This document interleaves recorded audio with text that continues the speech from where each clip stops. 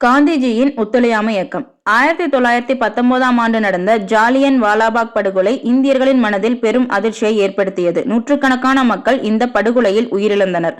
அந்த கொடூரத்தை கண்ட மகாத்மா காந்தி இனிமேல் இந்தியர்கள் பிரிட்டிஷ் அரசுடன் ஒத்துழைக்க கூடாது என்று உறுதி கொண்டார். அதன் விளைவாக 1920ஆம் ஆண்டு தொடங்கப்பட்டதுதான் ஒத்துழையாமை இயக்கம். இந்த இயக்கத்தின் முக்கிய நோக்கம் அகிம்சை மற்றும் சத்தியத்தின் வழியில் இந்தியா சுதந்திரம் பெற வேண்டும் என்பதே. காந்திஜி சில கோரிக்கைகளுடன் இந்த இயக்கத்தில் இணைய மக்களை அழைப்பு விடுத்தார். பிரிட்டிஷ் பள்ளிகள், நீதிமன்றங்கள், அரசு வேலைகளை புறக்கணிக்கவும், வெளிநாட்டு ஆடைகள் பொருட்களை பயன்படுத்த வேண்டாம் எனவும், இந்தியாவில் தயாராகும் காதி துணி மற்றும் சுதேசி பொருட்களை ஆதரிக்கவும் காந்திஜி மக்களிடம் கேட்டுக்கொண்டார். மாணவர்கள் பள்ளிகளை கைவிட்டனர். வழக்கறிஞர்கள் தங்கள் பணியை கைவிட்டனர். மக்கள் வெளிநாட்டு துணிகளை எதிர்த்து காதி ஆடையை அணிந்தனர். இந்த இயக்கம் நாடு முழுவதும் தேசிய உணர்வை எழுப்பியது. ஆனால் 1922ஆம் ஆண்டு சௌரி சௌரா என்ற இடத்தில் சிலர் வன்முறையில் ஈடுபட்டனர். காவல் நிலையம் எரிக்கப்பட்டது. காவலர்கள் உயிரிழந்தனர்.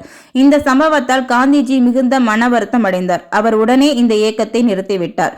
வன்முறையால் உண்மையான சுதந்திரம் கிடையாது என்று அவர் மக்களிடம் கூறினார். இந்த இயக்கம் முடிந்தாலும் அது மக்களின் உள்ளத்தில் தேசிய உணர்வு, ஒற்றுமை, சுயமரியாதை என்ற தீயை ஏற்படுத்தியது.